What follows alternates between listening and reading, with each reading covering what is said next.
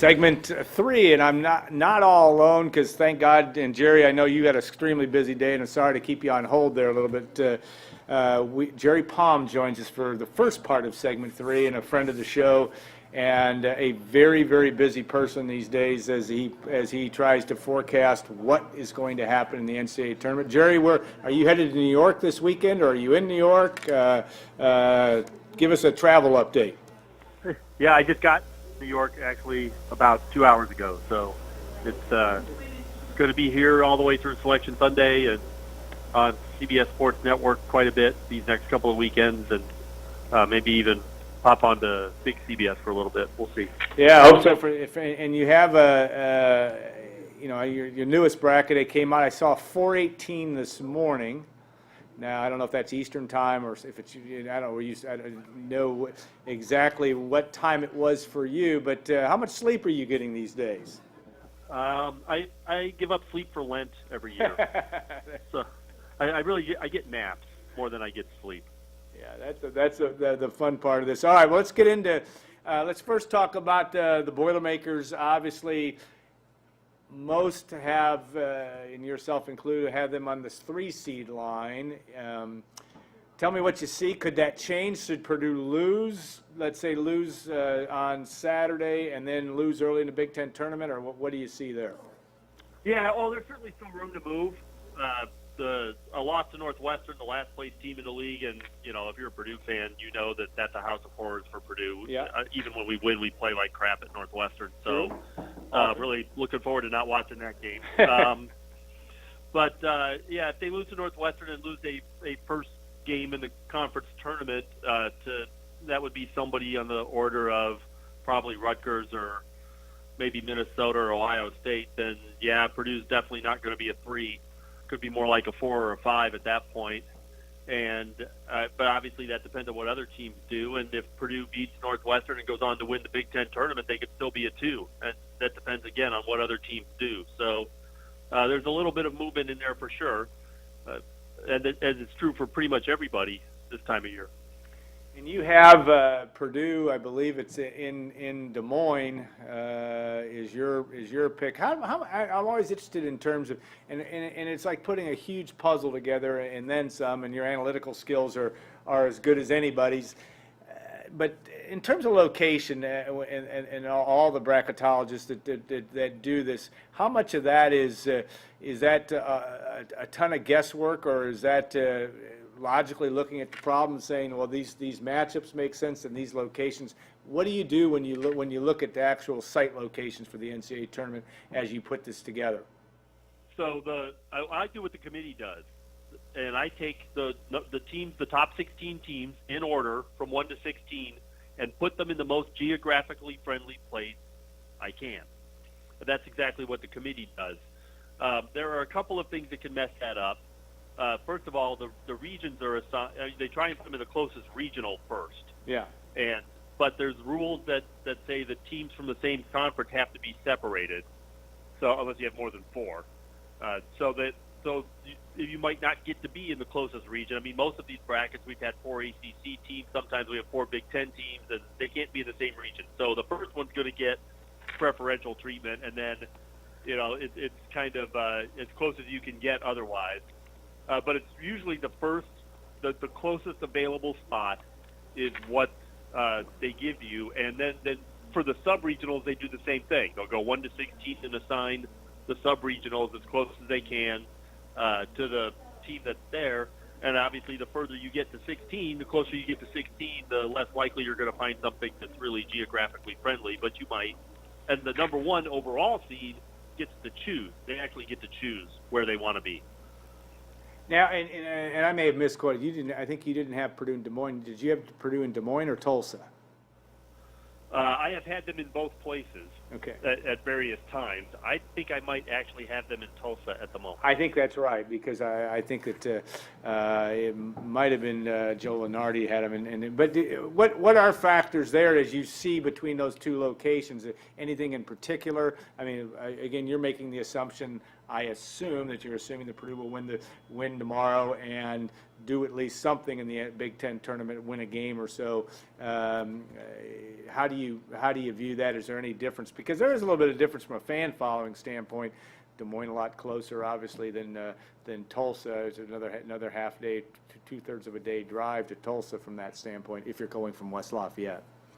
So I'm predicting the future for Purdue. Yeah. It's based on if the season ended today. This is where I think what I think the bracket would look like. So I'm not assuming anything on Saturday or the conference tournament.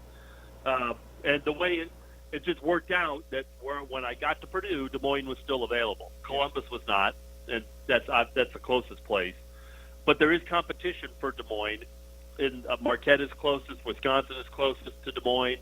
The Big 12 schools are either going to be closer to Tulsa or Des Moines.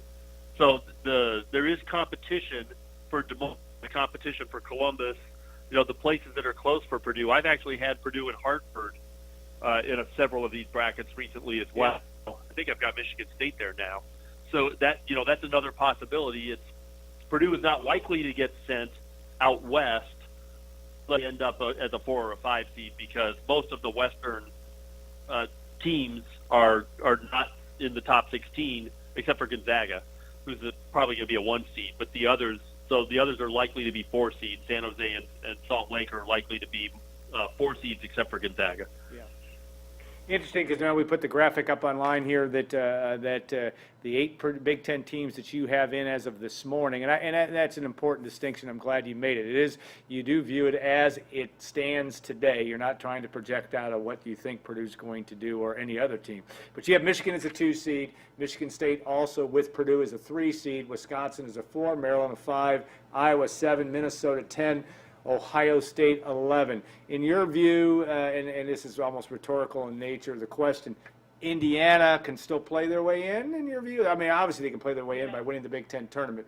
Can they play their way into it by getting to the finals of the Big Ten tournament, in your view? Well, what they need to do is get their overall record up. I mean, they've got quality wins, so that's not really a problem. The problem is they're 16 and 14. Yeah. And I didn't even have them on the bubble until they beat Illinois, because if you're only 1 game above 500, I mean, you're bowl eligible. Yeah. But it's in bowl games, right? You got to make the NCAA tournament. In the 25 years that I've been doing this, only 1 team got an at-large bid that was fewer than 4 games above 500. That team played the most ridiculous schedule we have ever seen. It was Georgia in 2001. Yeah. So nobody gets compared to them. So 4 games above 500 has been the best historical minimum standard for an at-large team. Indiana is 2 games above right now with a regular season game left against Rutgers at home. That would be 3 games over if they win it.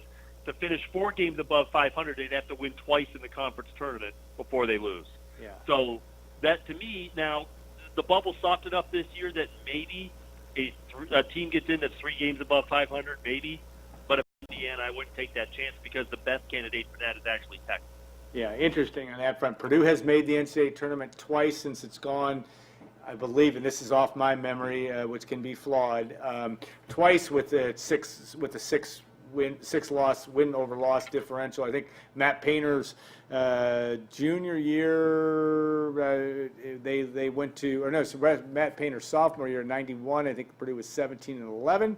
And I think that Brian Cardinal team might have gone in at 18 and 12, if memory serves. But it's hard to do. That's a great stat, Jerry, about the 4-game differential, or at least needing to be over that. So interesting things on all fronts. Any other?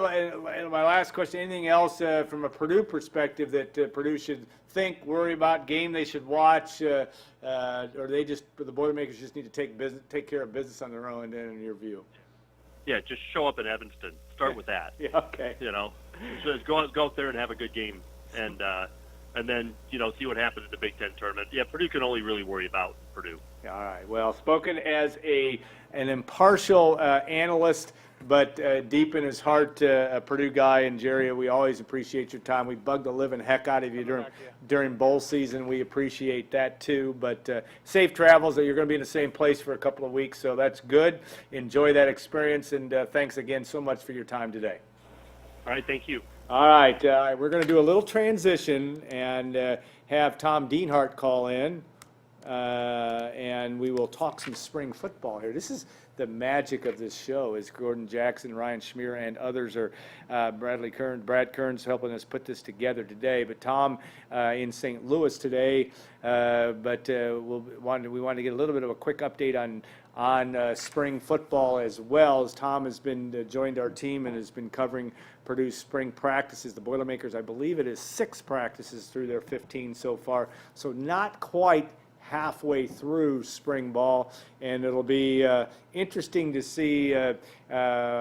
Injuries always a part of things too, with where the Boilermakers are. Obviously, in the offensive line, a big storyline there being can Purdue find a starting center? And Tom Dienhart, thank you for calling in. We appreciate that very much. And I was setting the table up for your analysis of it. It's been 6 of 15 practices, correct? And so we're 40% of the way through spring ball. Give me your thumbnail analysis of what we've seen so far. Yeah, just 5 practices. 5, so I'm far. sorry, that's right. I can't count. So they're only a third of the way through. But go ahead. To let them break for spring, so they won't practice again until March 18th. And I tell you what, Alan, it's hard not to notice or be impressed by a couple of the early enrollee freshmen on the defensive side of the ball. Of course, I'm talking about Jalen Graham, 6'3", 215-pound safety from Detroit, turning heads, been working with the first team throughout early parts of spring practice, and of course up front, the local product, George Karloftis, the defensive end. He also has been working with the first team, and Nick Holt likes him a lot, Alan. And again, he expects him to hopefully amplify and improve a Purdue pass rush that needs a lot of help. You know, it's interesting that last year, Jeff Brom, who received pictured here in spring ball, a Chad Crockover picture for us. Interesting that, you know, last year, and maybe because he was a Louisville guy, I don't know, but Rondale Moore, Jeff Brom was not hesitant in praising his young guys, and of course Moore turned out to be historic in the history of the Big Ten, the first consensus All-American as a true freshman. But do you see that with the Karloftis and Graham? I know you asked him a question about those guys. You get the sense just through the body language, those guys are going to not only play, but play a lot in year one. It's legit praise, Alan. It's not hyperbole. Just having spoken to not only Brom but also Nick Holt, you know, just sort of in passing, and again, these guys really believe that Karloftis and Graham in particular are guys that are going to help them this season. So again, when they say something for public consumption, it's not a lot of hyperbole. And again, we heard that about Moore, like you said. And, you know, another guy, you recall that Brom was effusive with his praise, it was quarterback Jack Plummer. Yep. Of course, he arrived last spring, went through drills, redshirted last year. And, Alan, that's another spot Purdue fans should keep an eye on, the backup quarterback position. Of course, Sindler is the clear number 1, but, again, he's had a knee problem, and should he get hurt, again, that backup obviously is going to get inserted. And a guy like Jack Plummer could be the man. He's battling Nick Sipe right now, Alan. Sipe, of course, though, has been out the last couple practices with a back issue. That's allowed Plummer to get all the work with the number 2s right now. So it'll be interesting to see if Plummer can indeed secure that number 2 spot. All right, the picture we're looking at on screen now is of Victor Beach, a center, and we say, oh, Victor Beach, well, who's that? Of course, if you follow Purdue closely, you know darn well who it is. But an extremely important challenge for Jeff Brom and Dale Freeman, et cetera, the offensive line. Here's your center. You're replacing a 3-year starter in Kirk Barron. What an extremely important position, and yet Victor Beach battling some injuries, and that's been a real concern of Jeff Brom. Talk about that some. Yeah, you're exactly right, Alan. After practice on Wednesday, Jeff Brom didn't hold back in his disappointment that Victor Beach has been out with a back issue. And, again, that's a critical spot. And they were counting on, they still are counting on, Victor Beach being their number one center, we all know the critical nature of that position. So, again, Beach out sort of caused some problems early for this offensive line. The interior, that's the area to watch for fans. The center, both guards, all are going to be brand new. Dale Williams, the offensive line coach, has a couple anchors and veteran tackles, Grant Hermans and Matt McCann. But again, Alan, they got to get the interior of that offensive line settled. And it begins with trying to get Victor Beach healthy and get him on the field, because if Beach isn't snapping the ball, they're looking at guys like former walk-on Sam Garvin, another former walk-on named Bryce Brown. And Alan, they've also had one of the true freshmen early enrollees, Spencer Holstage, taking snaps at center. So you can see the criticalness of trying to get Beach back on the field.